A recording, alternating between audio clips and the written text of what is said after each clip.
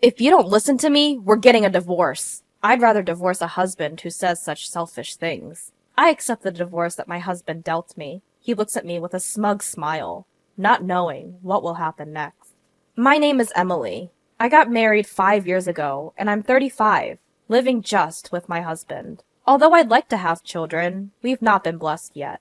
We've considered fertility treatment, but due to my husband's opinion, we decided not to pursue them, leaving it to nature. If we can't have them, it's still a life living, just the two of us. My husband said that, and it helped to ease my mind a bit. After we got married, both of my husband's parents passed away, one after another, which left us no time for treatments. Truth be told, my husband is quite dominant.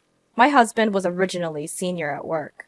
In front of relatives, he'd refer to me as his foolish wife, and if I made a mistake, he'd scold me without mercy. Since our relationship was hierarchical before marriage, it continued even after marriage. This may make my husband sound like a bad person. He has his gentle side too. When I was his subordinate, he gave me accurate advice and guidance when I made mistakes or when things didn't go well, and he'd express his appreciation for my hard work. More importantly, he was the one who encouraged me when my beloved grandfather passed away and I was feeling down. This led us to start dating and eventually got married. After getting married, I retired and am now a full-time housewife. Hey Emily, I'm home. Welcome home. My husband usually gets home after 9 p.m. Being a manager, he has a lot of work and is almost always in overtime. You're late again today. You must be tired. I pick up the shirt and socks that my husband has taken off and talk to him. He just sits on the sofa and doesn't say a word. It's always like this. He must be really tired. I start preparing dinner for him, and when I finish serving him, he begins to eat without a word. After he finishes eating, in about 10 minutes, he heads to the bathroom.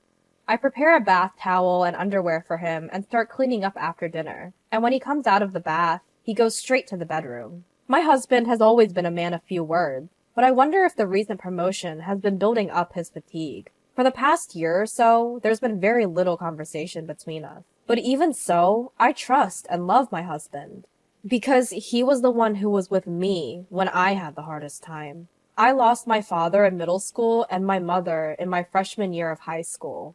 Afterwards, I was taken in by my grandfather and raised by him. My grandfather, who treated me like his own daughter and loved me dearly.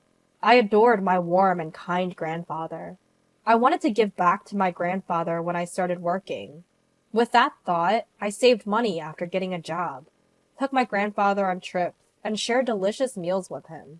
The time I spent with my grandfather was enjoyable, and I wished for him to stay healthy and energetic forever. However, 3 years after I started working, my grandfather passed away from lung cancer. I was literally left all alone. I knew I would have to part with my grandfather someday, but I didn't expect it to come so soon. Wished I could have done more for my grandfather. We could have spent more time together.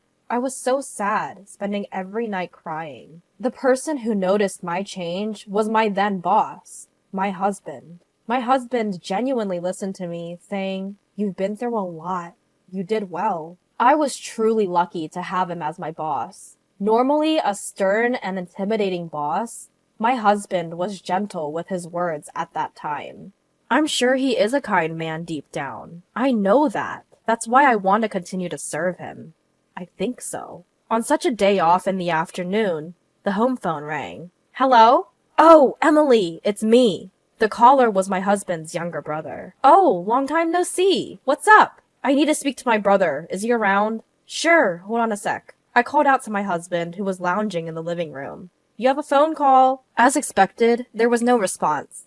Without a word, my husband took the phone. Hello? Hey, how are you? What's up? His face, which had been soured just a moment ago, immediately turned into a smile when he picked up his brother's call. My brother-in-law, who was 15 years younger than my husband. Perhaps because of the age gap, my husband dotes on him a lot. I hear that he is living a blissful life with his beautiful wife he got 2 years ago. But I wonder what's up. Ah, is that so? So, are you okay? The tone of my husband's voice completely changed to a serious one. I wonder what's going on. Well, if you're ever in trouble, just tell me, okay? I'm your big brother after all. With that, my husband hung up the phone. What happened? Is something wrong? My brother, he seems to have been laid off. What? Laid off? I was surprised. I never expected something like this to happen.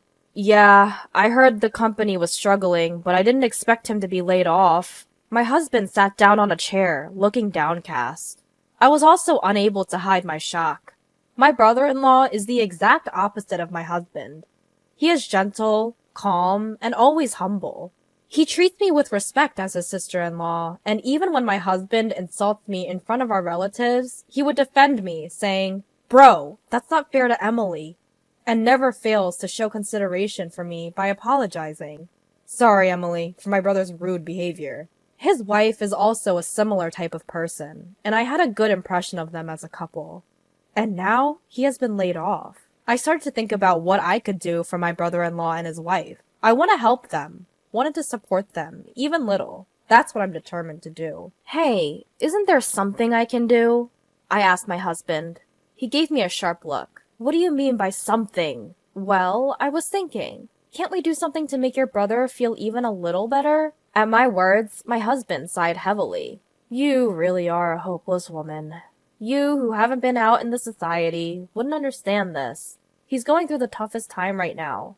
To casually say if there's something we can do, outsiders should keep quiet. His aggressive attitude took me by surprise. I'd meant well, but it seemed I'd rubbed him the wrong way. Outsider? Aren't I a part of the family too? I asked my husband, almost pleadingly. Family? You're my wife, not my brother's. Unrelated. Outsider. His words struck me like a knife to the heart. I'd never seen my husband this aggressive before. His brother being laid off must have been a tremendous shock to him. But there are things you can and can't say. Just don't do anything unnecessary, he said before he walked out the door. After that, he became even more oppressive towards me. What's with this meal? Learn from my brother's wife. What did you do all day today? My brother's wife always keeps herself tidy and manages the household work perfectly, he barked. I'd never seen him be so unreasonable. I wondered what on earth had happened. Enough! What on earth happened to you? I finally snapped back at my husband. Shut up! Everything's a mess because of you, he blurted out, making no sense. I didn't know where to start with him. Before long, we weren't even making eye contact, and the gap between us was growing wider and wider.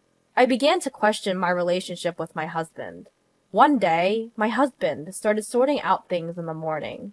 Like a thorough cleaning, he was sorting necessary and unnecessary items, steadily increasing the number of garbage bags.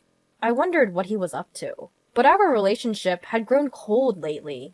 I didn't have the energy to speak to him, so I didn't intervene in his. But unusually, he spoke to me. Hey, what are you doing? You should start packing too. Huh? Packing for what? We're moving out. I'm giving this house to my brother and his wife. What? What are you talking about? I found out that he intended to give the house where we were living to my unemployed and struggling brother-in-law and his wife. Wait a minute. Why are you doing this all of a sudden? Shut up! Don't defy me! My husband shouted at me loudly, but I didn't back down. You said you wanted to do something for your brother, didn't you? That's a completely different issue. What are we supposed to do if we hand over the house? Where are we going to live? We'll figure that out later. My brother's in trouble right now, and as his elder brother, I need to help him. My husband was moving the conversation along entirely on his own. To begin with, my brother-in-law was not the kind of person to kick us out and move into someone else's house brazenly. Despite this, why? As I gave my husband a suspicious look, he handed me something. If all you're going to do is talk back, you're of no use to me anymore. We're getting a divorce. Get out of here, right now. He threw at me the divorce papers already filled out. I couldn't believe he was proposing divorce.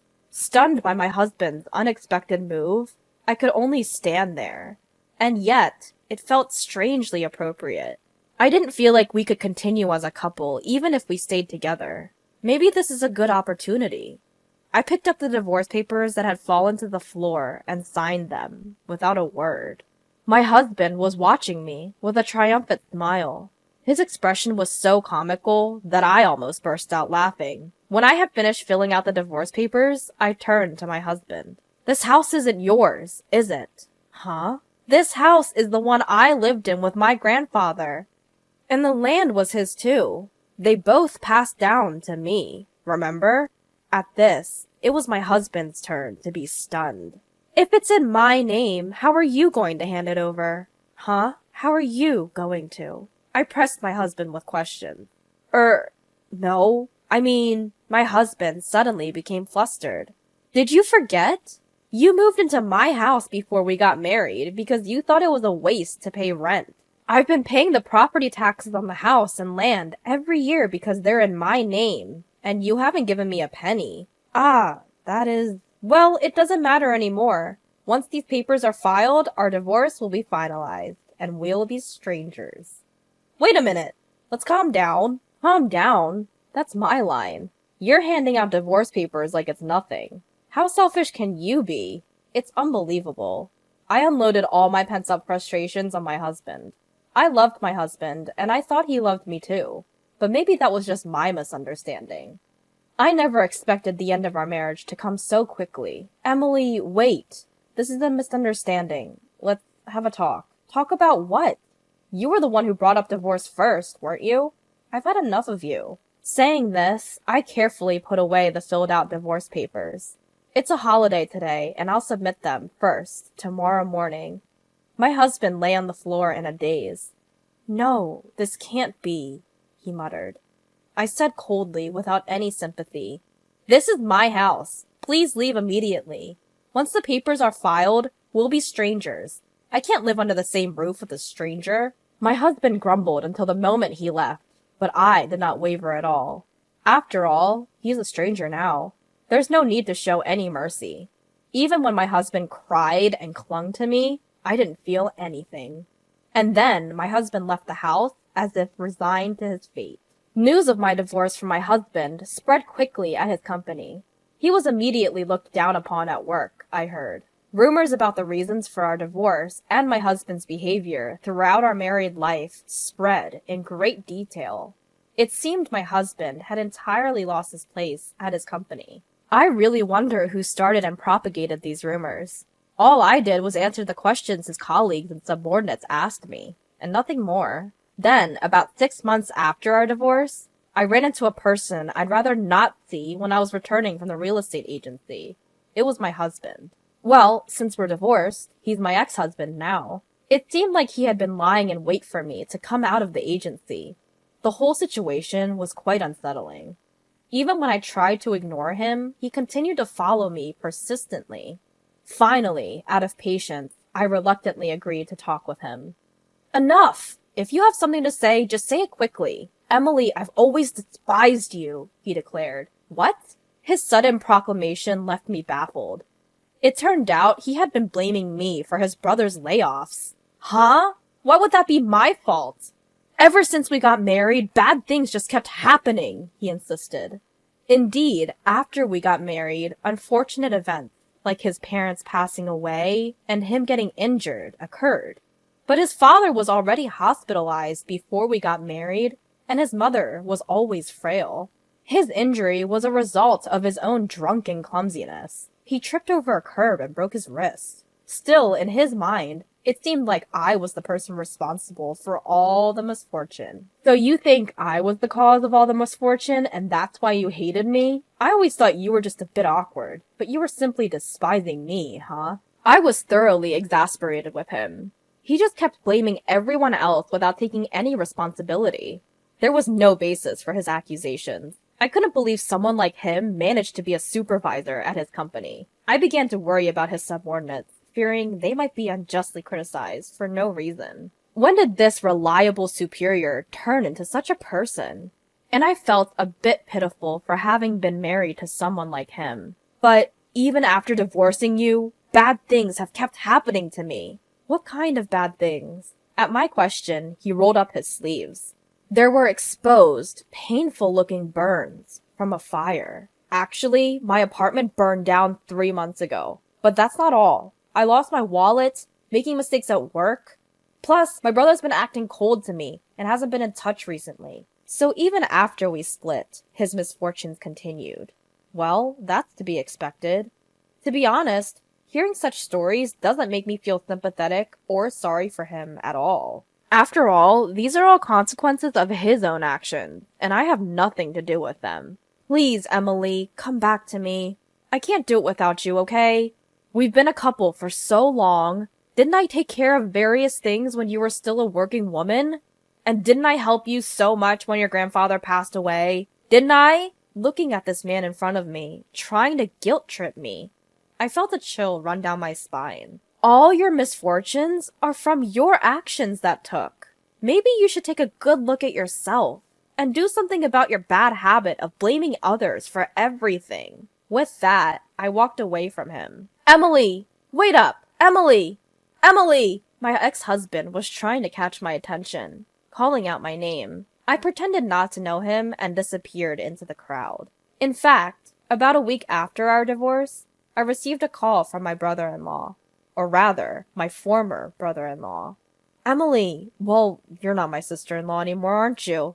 Sorry, but it's about my brother. According to what my former brother-in-law told me, the decision to give up the house to his brother was my ex-husband's own choice. He and his wife had no idea about it. My brother has always been prideful. It's always worried me. His attitude towards you, Emily, was terrible. My wife and I felt so sorry watching it all. He truly is a kind-hearted person. I wonder how two brothers could be so different. I don't know if it's okay to say this, but I think it was good that you divorced. I want you to be happy, Emily. Thank you. I'm glad to hear you say that. Then he told me he found a job quite soon and that he was somehow making ends meet. I'm so glad for him. I'm thinking about distancing myself from my brother. I guess my former brother-in-law must have had his own thoughts about it. He intends to gradually lose contact with his brother, my ex-husband. The reason why my ex-husband couldn't reach his real brother was because of this. My ex-husband, who divorced his wife and was estranged from his beloved younger brother, was truly alone. I hope he realizes the weight of the mistakes he's made. But before that, I need to disappear from his sight. On the day I met my ex-husband again, I had just signed a contract with a real estate agent to rent out the house I inherited from my grandfather. The house is too big for me, but I can't just let go of the house full of memories with my grandfather. I'd rather have someone who wants to live there reside in it. I'll change my cell phone number and where I live, and completely cut off my relationship with my ex-husband. I'm only 35 years old. I still have a long life ahead of me.